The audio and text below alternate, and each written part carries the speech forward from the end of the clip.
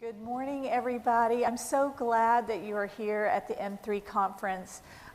This is our chance to think about, as medical professionals, what our response would be in recognizing human trafficking victims that might come across our path.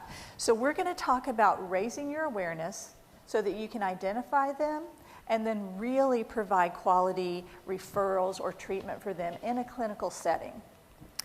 My name's Kerri Taylor. I am the Executive Director of UnBound Houston. Here, what we primarily do as an organization is prevention and awareness, just like we're doing today. So this is a professional training to make you ready. If someone were to come into your clinic, you would recognize them, you would see them, hopefully. So for today, what I need to let you know is that this has been approved by the Texas Nursing Association for 1 hour of continuing education credit. And because of this, you're required to attend the entire presentation. You can't leave early, and you will have to complete an evaluation form at the end in order to get the credit. I have not received any financial reward for doing this, and everything we're doing today is a voluntary action.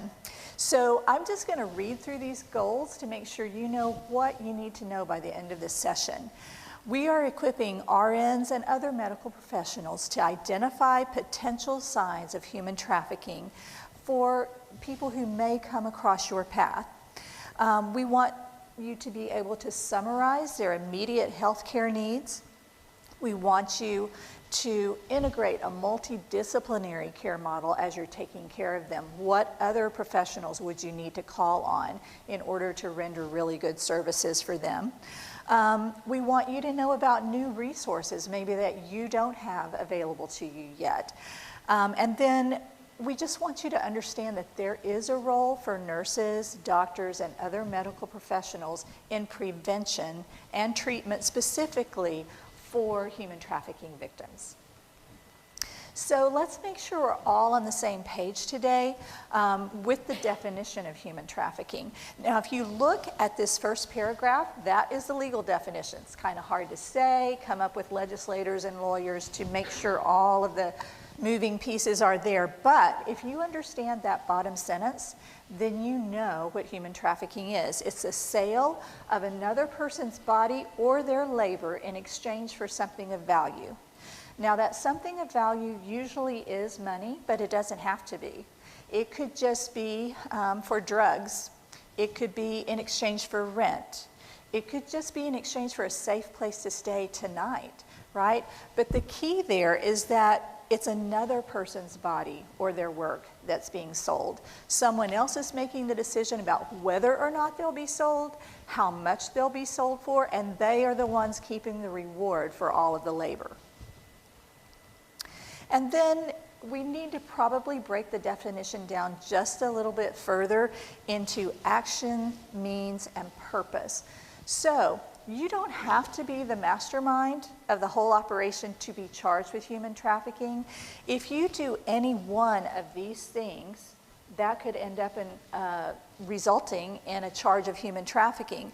So if all you do is recruit, introduce someone to the trafficker, you're really considered a trafficker yourself. If all you do is transport or drive someone to an appointment, deliver them to the work that they are doing, you could be charged with human trafficking. If all you do is throw up the online ad in which a minor is being sold, then you could be charged. It does have to be proven that this person was forced into the work. You use some kind of force. You use fraud, lies, manipulation, tricks, promising a job that's not really there, right? Or coercion. And coercion is really just a fancy word for blackmail. If you don't do this, we will do this. We'll get your little sister. We'll hurt your family. We'll put all these pictures up online and embarrass you. Whatever the effective mode of coercion is, that's what has to be proven there, unless you're a minor. If someone is under 18, force, fraud, or coercion doesn't have to be proven. Simply the fact that that person is being used in the sex industry constitutes human trafficking. And that's for a number of reasons. It's really our culture, the accepted standard of the United States. We don't let minors vote, right? We don't let them serve in the military. We don't let them get married without permission from parents. So certainly, whether or not they would be used in the sex industry is not something we think they are old enough, wise enough, mature enough to decide for themselves. Okay, so we have an action, we have a means, and then a purpose. Now, worldwide, there are many stories I could tell you that would probably disturb your sleep tonight. Child soldiering, baby selling, organ harvesting, all of these things globally that are parts of human trafficking. But locally, in the Houston area or in the United States, this is where young people are most likely to end up, either in the commercial sex industry or in forced labor. Now, forced labor is a real thing, especially here in the Houston area. Those who are here sometimes working in the agricultural industry, especially the hospitality industry, restaurants, hotels, catering services around really big conventions and things like that. Labor trafficking is quite prominent in those areas. And because Houston, like many other cities that might be represented at this conference, has a lot of diplomats here. When diplomats come here, they don't necessarily adopt our culture and our way of thinking about labor. So they may have someone in their home that is not free to leave. They may acquire someone here that they do not pay to be a gardener or a nanny, whatever. So that can happen here as well. It seems like it couldn't possibly happen in America, but it does. And then when we think about sex trafficking, I bet your definition is going to get a little broader than it is right now too. Most of us have a mind that goes straight to, well, that's prostitution, forced prostitution. And certainly it is. But being forced to pose or make movies in pornography and having your image distributed on the internet against your will or without your permission, that constitutes human trafficking as well. Even for a minor, especially to be forced to dance in a strip club, that can constitute sex trafficking. So it's a little bit bigger than you may have thought at first. And these bullet points that are listed here are likely fronts for human trafficking. Now, certainly not every place you go to get a massage, not every nail salon, not every modeling agency is a front for human trafficking, but we know that these kind of businesses often are set up as the legitimate front that the trafficking ring hides behind. Does that make sense? All right. So moving forward, we're just, because this is a medical missions conference, we're going from here to there, right? Let's get a big global picture of what this might look like. Just give you a few stats. So I do caution you to take every single number on my slides with a grain of salt. It is very hard to track actual numbers when you're talking about an underground kind of industry like this. Traffickers do not report yearly to the IRS. They don't fill out yearly income reports. But if you see a number today, it's because I've seen it from several reputable sources and felt like I could put it on my screen. So today, there are more people in captivity, in bondage, working against their will than at any other time in history, more than when we fought the Civil War. IJM estimates that number to be around 34 million. I put a little bit more conservative number there. 20% of those victims are children. There are about 800,000 people trafficked internationally each year, meaning they cross a border of some sort. So from Europe to Canada, or Texas to Mexico, or the US to the Middle East, some border is crossed in that scenario. It is the fastest growing criminal industry in the world today, second only to drug trafficking tied with illegal arms. Now, I'm going to ask you, why do you think organized crime, cartels, gangs, those kind of things, why are they switching over to human trafficking from drug trafficking? What do you think? Hide the drugs inside the humans. Okay, so maybe it's easier to hide the drug trafficking. What else? Yes? Commercializing the organs. Yes, yes, that's a little bit different thing. What else? Exactly. So here's the thing, especially with minors, human trafficking is a little bit easier to hide. But my dad would say, follow the money. And so here's the money. Think about this. If you're a drug trafficker, you have to grow your product, process your product, find someone to distribute it, give them their cut. And if you get caught, really heavy fines, long prison sentences involved there. And then after you've put yourself at all that risk, how many times can you sell that product? One time, right? It's consumable. But in a crass way, if you consider your person a product, how many times can you sell that? Yeah, over and over. I can see your faces. So here's the thing. Worldwide, the average cost of a person is about $30. In the US, the average cost is approximately $300. Now, thinking about how many times you can sell a person every day, you see how fast you make up your profit margin. So, I've heard it said that yesterday's pushers are today's traffickers. There are pimps, to put it in another crass way. They're selling people because, again, you just follow the money. It's a more profitable thing. Now, specific to sex trafficking, 76% of the victims are women. But now just think about what that means. 24% of them are men. And I have seen some studies that have that number even a little bit higher. This is not only a problem for women, men can also be victimized, and certainly 27% of the victims are children, both boys and girls. So this is not, every trafficker is not always a man. They are often women. And every victim is not a woman. It's often a male. So we need to kind of get that stereotype out of our head too and think about, okay, how are our young men at risk as well as our young women? It is a $150 billion industry. Now, that number is huge, and it took me a long time to put it up there. That is more than Starbucks, Target, Google, and Apple combined, and then tripled. Think about how much money that is. So I've seen it in several reputable places. Again, take it with a grain of salt. There's no way to document how much money traffickers are always making, but this is a really good estimate. And when you think about, let me go back. There are far more labor trafficking victims in this picture than there are sex trafficking victims.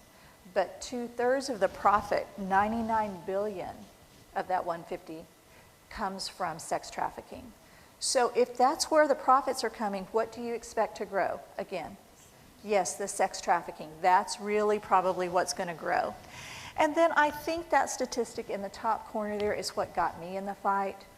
Once someone enters the life of trafficking, it has been widely reported that their average life expectancy is only 7 years more from that point of entry.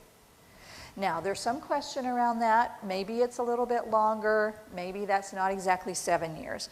But we do know that their lives are very short.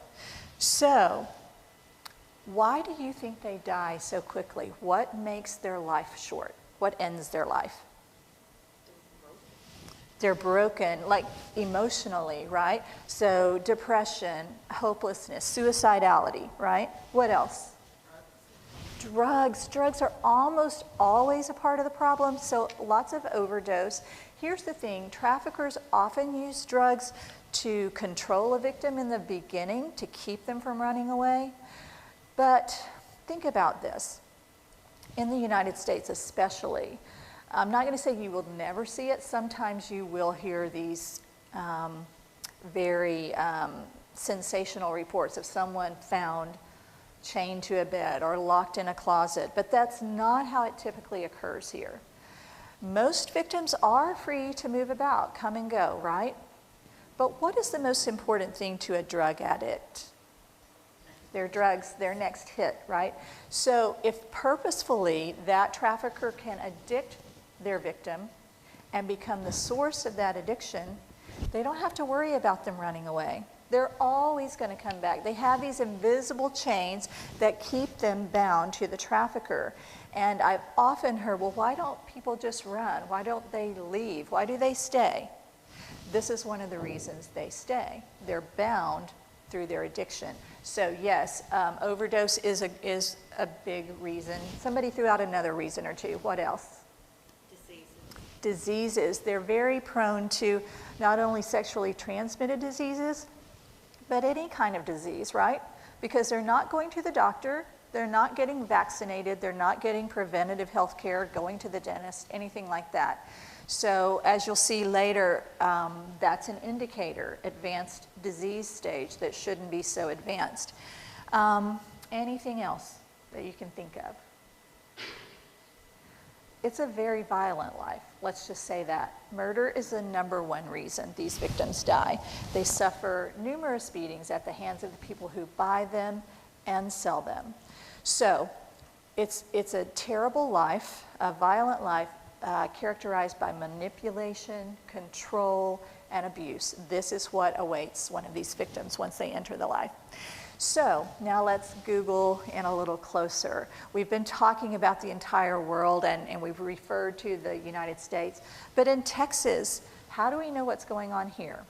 We didn't really have a lot of good numbers until a couple of years ago. The University of Texas did a study they called the Texas Mapping Project.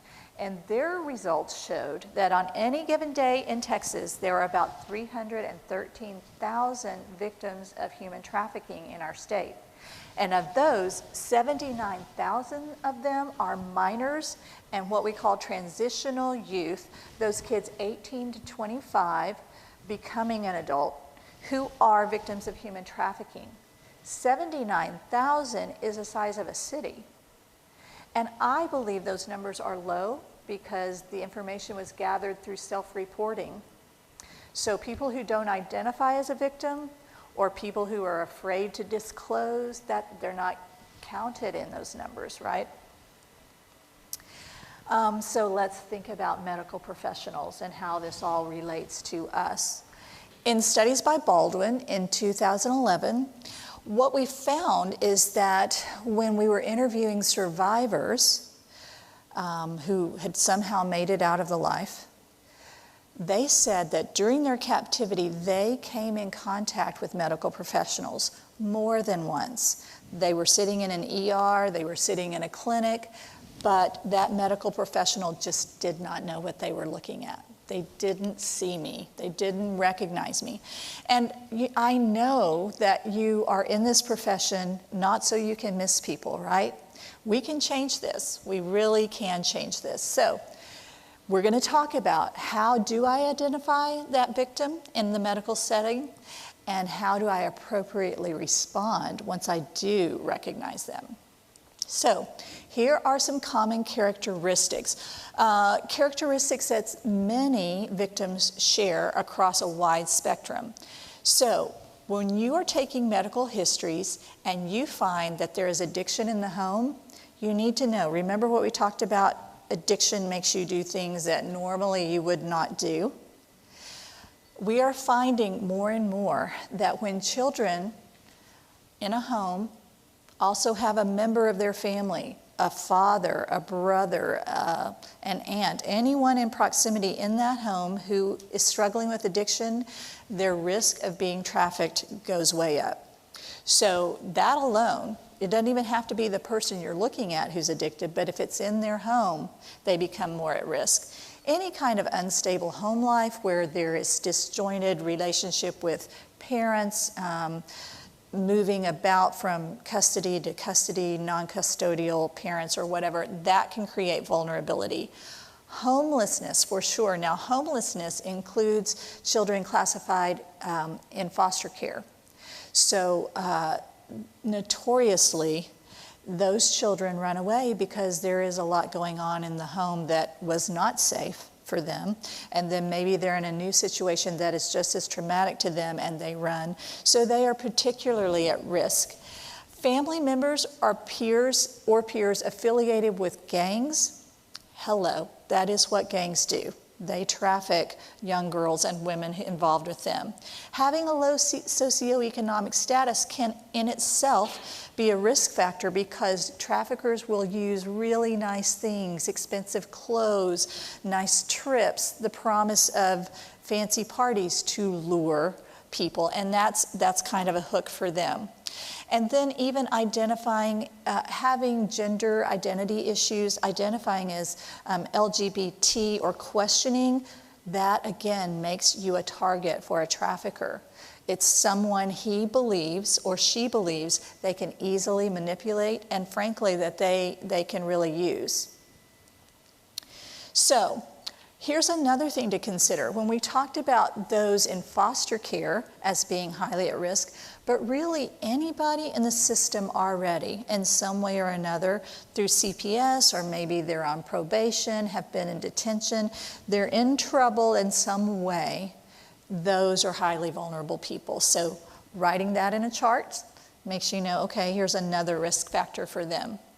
But there are some other characteristics that just aren't quite as easy to see, especially if somebody doesn't come out and indicate that to you. So you're almost looking secondarily for some more factors. Is there a history of childhood sexual abuse or physical abuse? That sets them up. In fact, about 99% of survivors who have made it out say that they were sexually abused as a child. So it's a really high indicator. The reasoning behind that being, if this is what has been considered normal in your childhood, you just believe that's how your life is. And it certainly doesn't seem that abnormal then to come over here and be sold. It just seems like the next step. A history that reveals that they're a chronic runaway, 46% of victims are repeat runaways. Low self-esteem or low worth. I have heard it said that low self-esteem is the #1 risk factor. And it doesn't have to be incredibly low self-esteem, just what teenagers get because they have acne or weight gain or have a bad breakup with a boyfriend or girlfriend, a fight with a friend. You didn't make the team. You see how many vulnerabilities can come into a young person's life that make them a target. A lack of identity, a real desire to belong, which in fact, all people under the age of 18 really have a strong desire to belong. Maybe they need protection. Maybe they do not have the protection that they should have in their family. So there is a need that needs to be filled, or just a desire for nicer things. All of these things can set someone up to be trafficked. So here's the thing, traffickers prey on unmet needs. You and I have all of these same needs, but for the most part, they're being fulfilled, right? But if you need love, they'll be your boyfriend. If you need a place to stay, well, they can do that. You can crash at their place for a little while. If you're lonely, you need a friend, that's what they pretend to be, your best friend.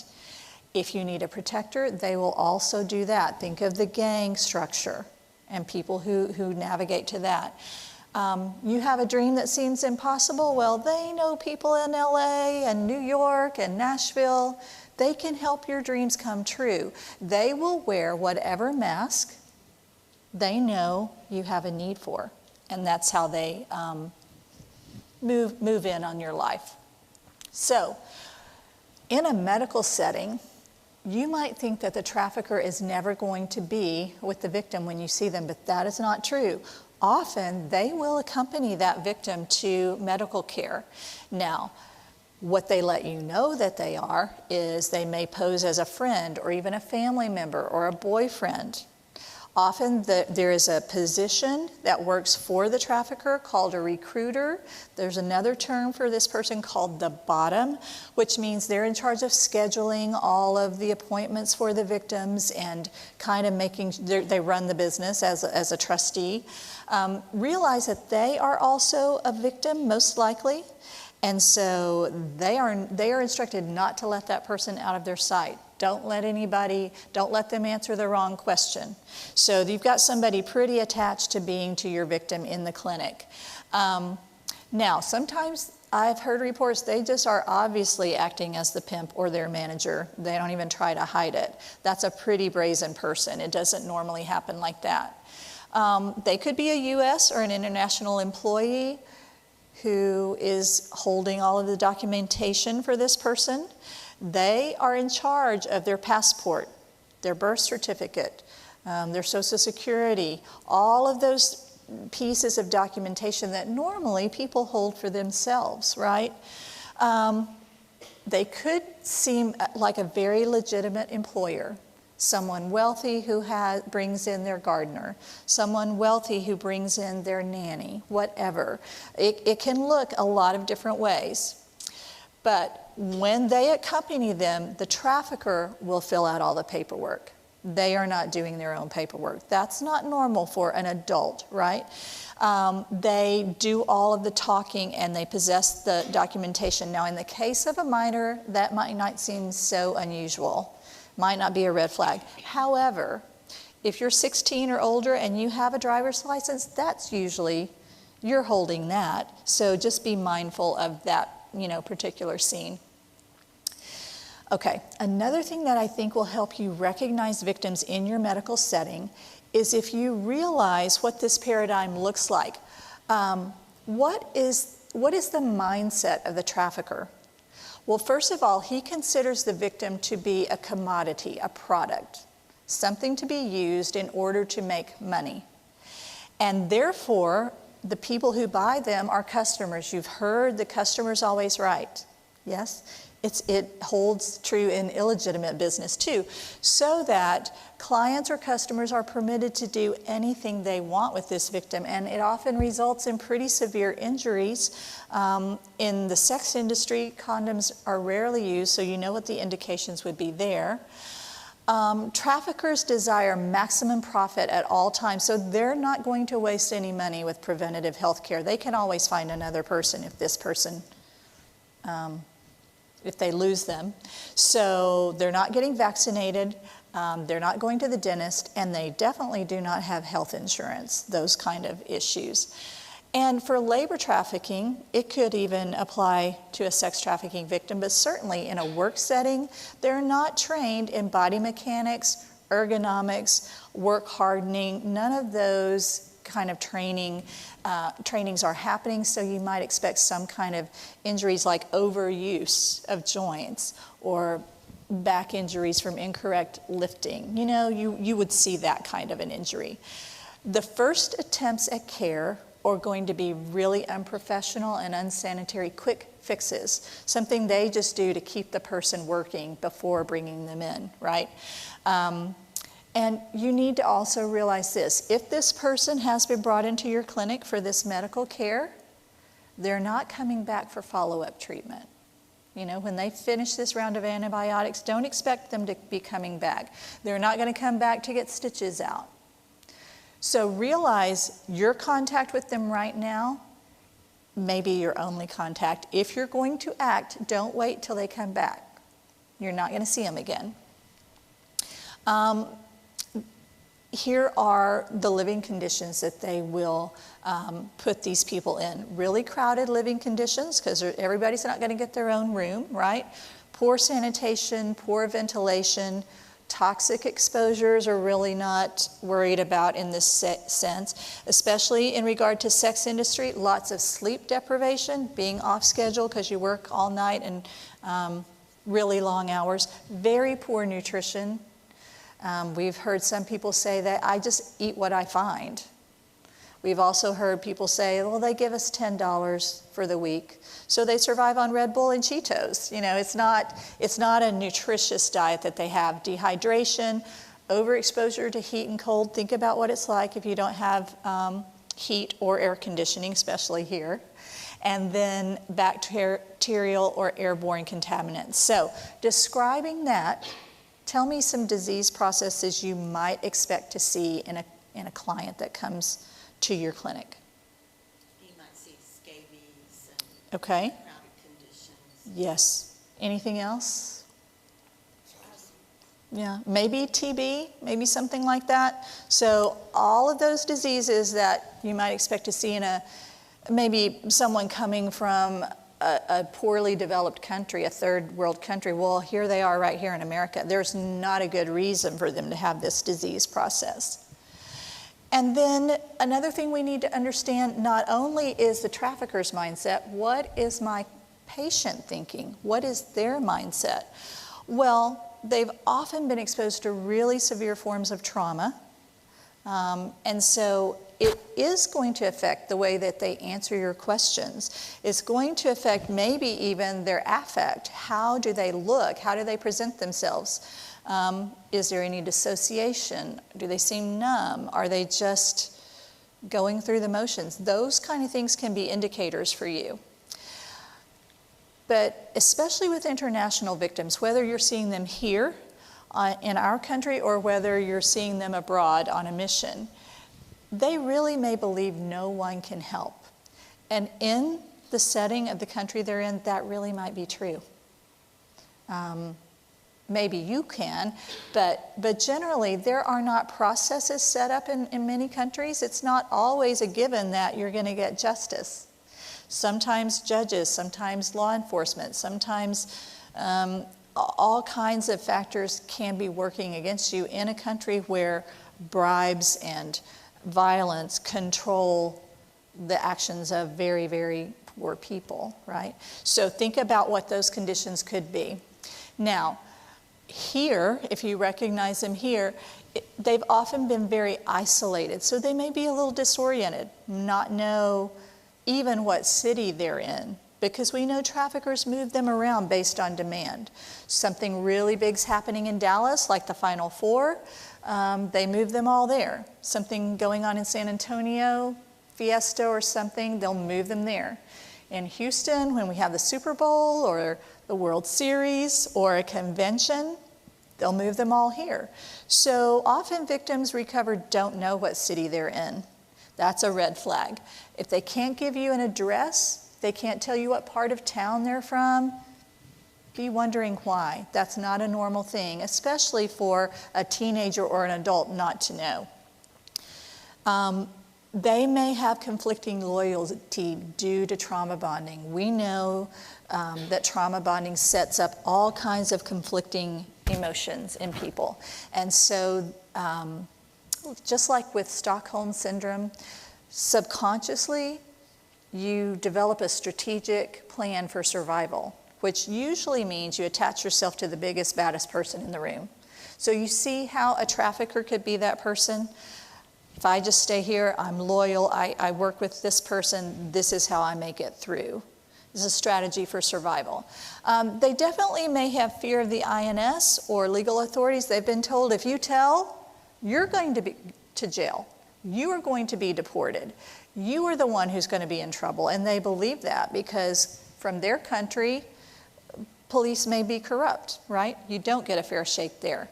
So fear of police and all of that this person may not understand English, may not understand what you're saying to them or their culture, that there is any help for someone like them. Even here domestically, they may not accept the label of a human trafficking victim. They believe that they've chosen this. They just got here by a bunch of bad choices, not realizing they were set up way over here and manipulated into these choices that they didn't really make on their own. So, what should really raise my suspicions in my clinic? Questionable employment.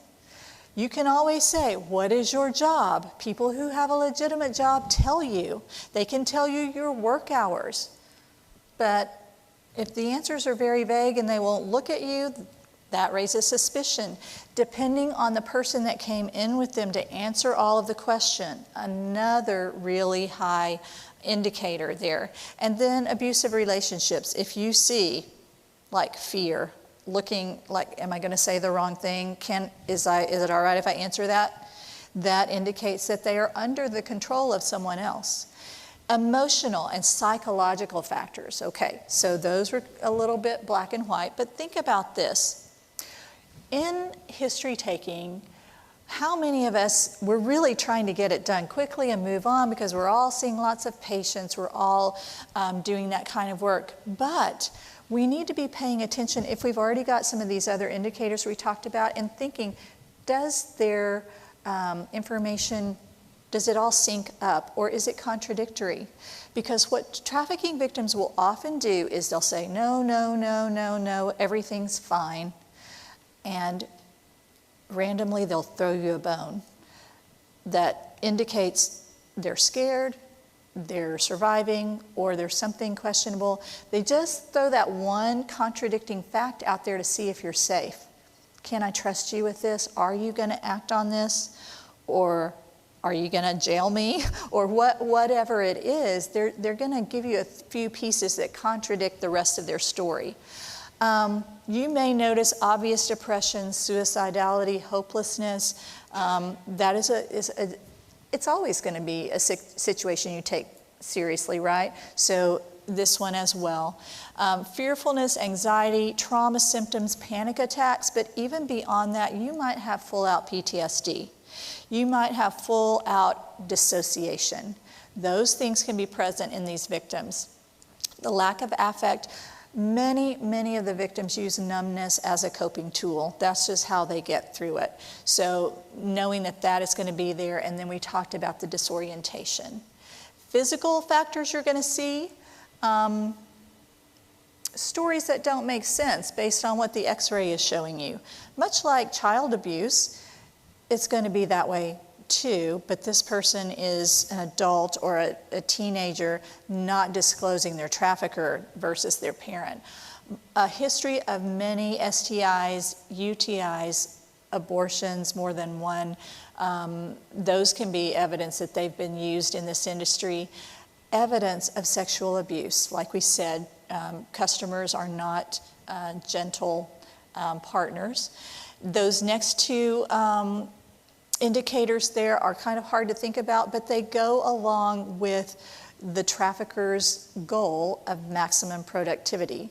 So they don't want to miss someone being productive during their period. So you will find those kind of conditions. The neck and jaw problems have to do with oral sex that they have to perform, sometimes very violent or just very frequent. You're going to see these kind of problems with them.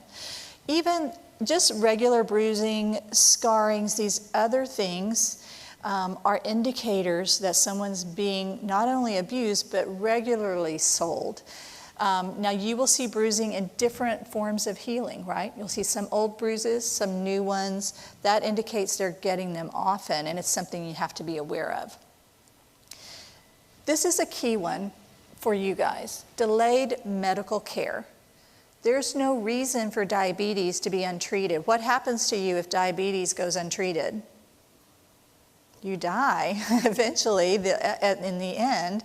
But that's something that can be treated. Even a toothache, when it becomes systemic, can kill you. So those kind of indicators are high. All of these others are general, but as a constellation in concert with each other, they can indicate trafficking. Elevated blood pressure, malnourishment. In these international victims, even stunted growth, because the malnutrition's been so long in their life that developmentally it retards that growth, and addiction again. All right, so here as a medical professional, you're being asked to discern quite a bit, right? How do you know it's any different than domestic violence or rape or any of these other things that you might, why is this trafficking? It's sort of those intangible things that don't always go in the record, like the person that accompanied them there. Again, the constellation of things that you're seeing. So you have to, I will say the way that people get missed is because it's a very holistic picture you have to see. And if you're just not able and you haven't created space for that, we're going to miss them again. That's just a fact. So, best practices when you suspect that this is a potential victim of human trafficking sitting in front of you. You want to make sure that you speak privately with that patient, no matter their age. There is precedent for that in most every age group, separating a child to get the real story about what's going on in their life. So make sure, even if they say, I want my friend with me, use your medical authority to create space. And so no one else can be in the room while we do this, or no, but for safety reasons, no one else can come back here. And even in your clinic, I would say, whether that is abroad or on the mission field, make sure that only those people who need to know you suspect this is a victim know. Because you start acting weird, right? You just get tense, and maybe there are whispers, and you heighten the anxiety of not only the victim, but the trafficker out there in the waiting room, right? And so if you limit the number of people involved, when he or she comes up and says, what is taking so long? Where are they? Your staff can just honestly say, I don't know what's taking so long. Let me go see, and gives a normal response while you're really setting things up to help your patient. Always, always, always, I know you do this, but I'm just going to say it again, use a professional interpreter. Do not use that person that came in with them or a friend to interpret, because who could that person be? The recruiter or the trafficker themselves. You are not sure that you're getting the right answer. So always use a professional interpreter. Do not use that person. Now, thinking about how to consider the feelings of your patient in a trauma-informed, victim-centered way. You want to use the same words that they're using. You want to mirror their speech. So if they are calling this person you suspect is a dirty, rotten trafficker their boyfriend, then you need to use that term as well. Your boyfriend indicate, whatever.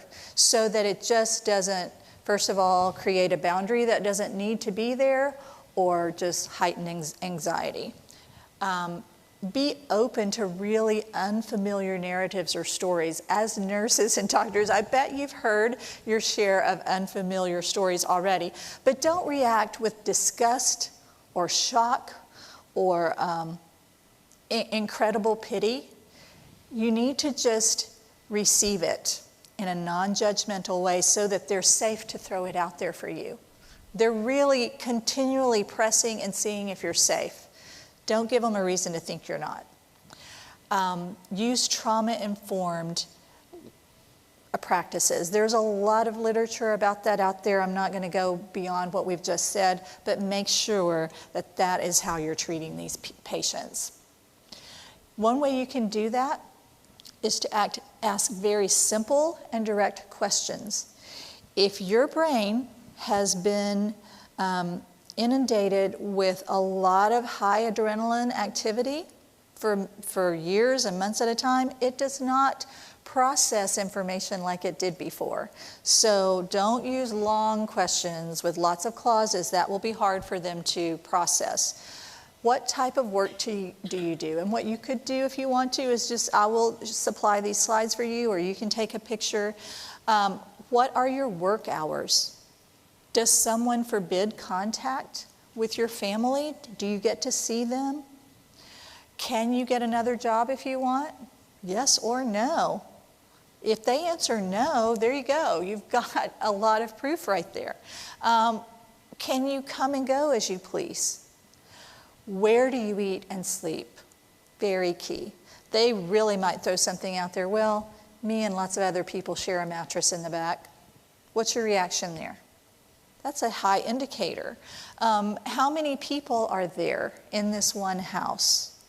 There was a case in San Marcos where a system of Chinese restaurants was keeping, I believe there were 24 people in a pretty small house, 1,600 square feet.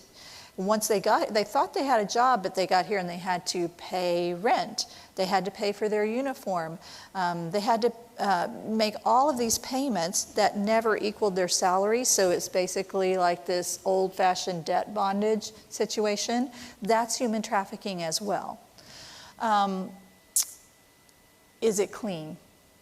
You know, where you work, you can expect that to be clean. That might be the only bone they throw you. Try that. Are you being paid? Everyone should be being paid for their work. That's an easy answer. Do you owe money to your employer? That should never be. Have you ever owed your employer money? No, they owe you money. Do you have control over your money, your passport, everything that identifies you as an individual? Now, with minors especially, do you ever feel pressure to do something you don't want to do? Now we're going a little bit deeper. Hopefully through all of these we've established some intimacy and some rapport. Don't start with that question. You know, it becomes later. But have you been physically hurt? Did someone tell you what to say today before they brought you? Has your family been threatened? You seem in a hurry to leave. We're here to help you, and it's important that you remain and stay for medical treatment. What's making you feel anxious right now? And I would say that's the longest one. I think that's kind of long, so deliver that very slowly for them. Let them process it. Are you in a relationship with someone who physically harms or threatens you? Have they ever said they would leave you? Have they ever said they'll hurt you if you don't do what they want? Those are very specific questions that there are yes or no answers to. Don't require a lot of elaboration, but they can safely just say yes or no. These are good questions for a potential victim. Now, here's what you should do. You've thrown these questions out and you are evaluating their answers to it. But what you want to do is communicate messages of hope, right?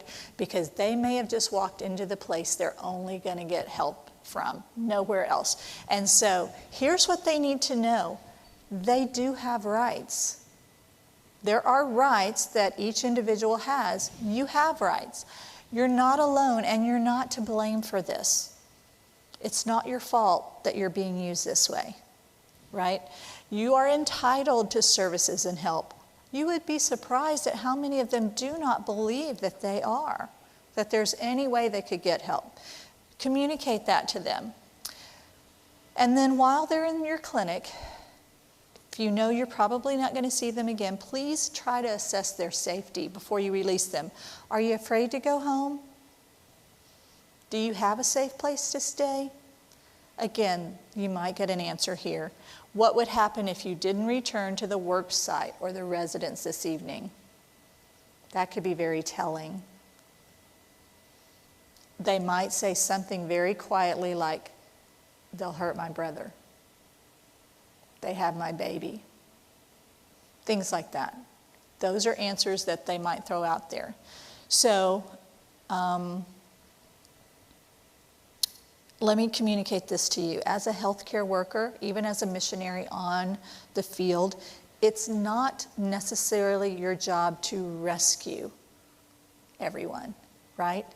Sometimes it's just your responsibility to recognize and then report it to the people who do have the authority to rescue, which in the United States would be your police, your sheriff, your law enforcement, your FBI, whatever that is. But nurses don't wear a badge like that, you know? It's not really your job to recognize them, to rescue them. So, who are you going to connect them with? You're busy, you're in the ER, you refer them within your agency to the people whose job it is to connect them with law enforcement. Maybe it's a social worker. Whoever that direct service provider is, make sure you know what that path is going to look like. You've got a protocol. In the United States, actually worldwide, many countries abide by the Trafficking Victims Protection Act. And that particular act is important because it gives a lot of resources to a trafficking victim, such as grants for education, different visas where they can stay, and their family will not be deported if you prove that, in fact, you got here illegitimately as a victim of human trafficking. Now, in most countries, they can't even conceive of something like that. You have to tell them, right, that they could do that. So when you're making your referrals, we'll talk about that in just a second. I want you to know, if you don't already, if you're a resident of Houston, these are some agencies here in our area that may really be important to you. A drop-in center is a place where people are being actively trafficked on the street, you know, street prostitution. And this drop-in center called The Landing is right over there in the big middle of it. And you understand through that trauma bonding, not every person thinks they can leave yet. They may consider it multiple times, but they are not empowered to leave. This is a place where they can come in, do their laundry, rest, take a shower, begin to develop relationship with people who can present another way of thinking about your life. And over time, it is hoped that through that relationship, they will be empowered to leave, but it's just kind of a place to meet them where they are right now. Rescue Houston is another organization here in the city, provides immediate help in picking up, and they have a hotline number I can give to you later. Then aftercare, a whole nother piece, right? So after someone's rescued, they go to assessment because maybe they have to go through detox, right? If they're in addiction circumstances. But after assessment, then if they're a candidate and they're going to go to long-term aftercare, for minors, Freedom Place, Home of Hope, Hope Rising, those are some really good partners. There are many more. The Refuge is coming online as well. But for adults, Redeemed, and then Elijah Rising's Kindleton Farms, long-term aftercare for women.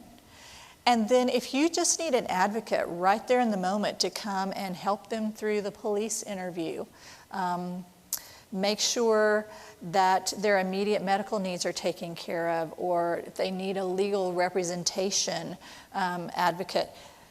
Survivor advocacy is a key piece in people really making it out, those first 72 hours of being recognized. So if you need someone to come to the hospital and be that advocate, UnBound Houston can do that, especially for minor victims of sex trafficking. We do it for adult women as well. And then United Against Human Trafficking is very specialized with labor victims. Common Thread is another advocacy agency that we partner with. All good resources, people you want on your Rolodex. I know that's not really a thing anymore, but you know what I mean. All right, now here's the thing, and it's a heartbreaking situation. You as the medical professional want them to choose to get help, right? Not every adult is going to choose help. In fact, we know that many times they will go back to the life, they'll try to get out, and they'll go back as many as 7 times before they really can make this journey work of leaving. So don't give up on them, and don't be discouraged in yourself. You can't make an adult choose what you want them to choose. But what you can do is provide information that they can choose to act on in the future. Give them information about the human trafficking hotline, which I will share with you in a moment, or those other resources that they may choose to act on later. And don't give it to them in written form. Their trafficker will find that and they'll get in trouble for that. Share it verbally. You may want to consider some kind of a toiletry kit that has those numbers hidden in it, so that they just walk out of the hospital with something that seems legitimate to the trafficker, but they've got some information with them. That should be a part of your protocol, I think. Just give them all of this information and then you need to respect their decision. You can't make them. Now, that's different in the case of a minor, and we'll talk about that. But you don't rescue them. Don't ask them about their immigration status. That's what they've been told that you want to know about so that you can deport them. Don't make promises you cannot keep. You will just join a long line of many others who have promised them things that they did not ever intend to do for them. Okay, a really excellent specialist in trauma says, don't take on the guise of a trafficker yourself. Do not force them into choosing rescue. Do not lie to them to get them to do that. Don't coerce them into it. Sometimes help is just force with a smile on its face. Don't be that. Because in the long run, they need to know some people act differently. Some people do not manipulate.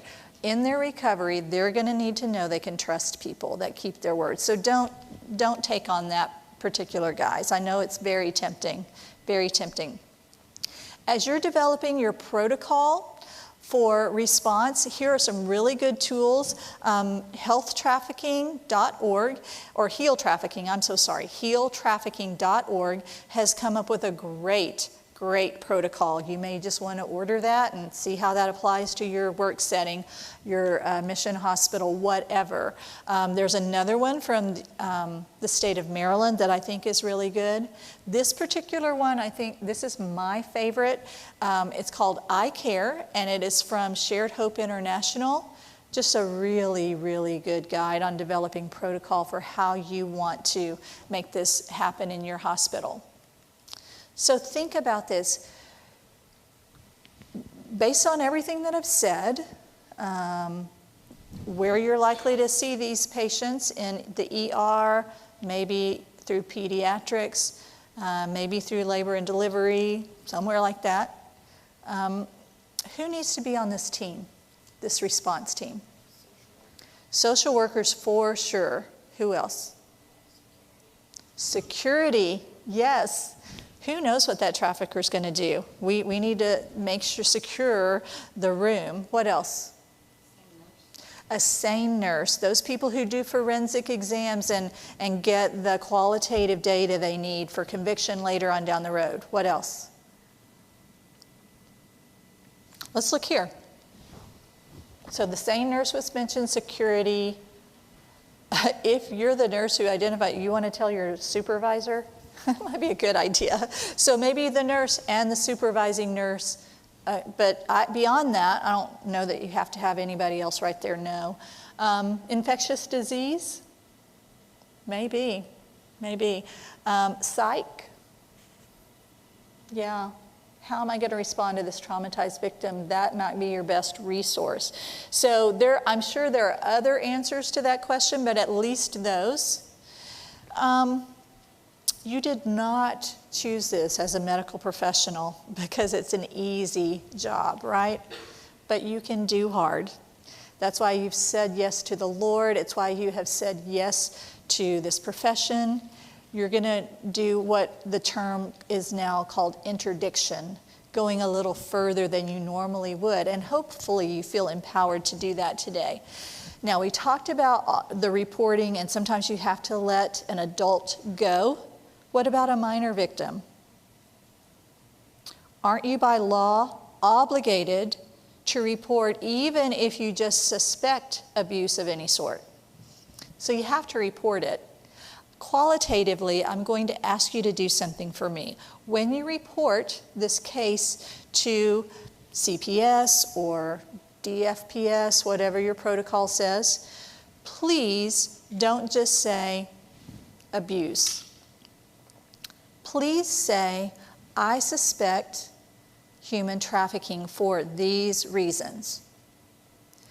That will ensure that someone is going to look at that and take it a little bit further, and that it can even be used in prosecution of a trafficker later on. But remember when we were talking about TVPA, that special law?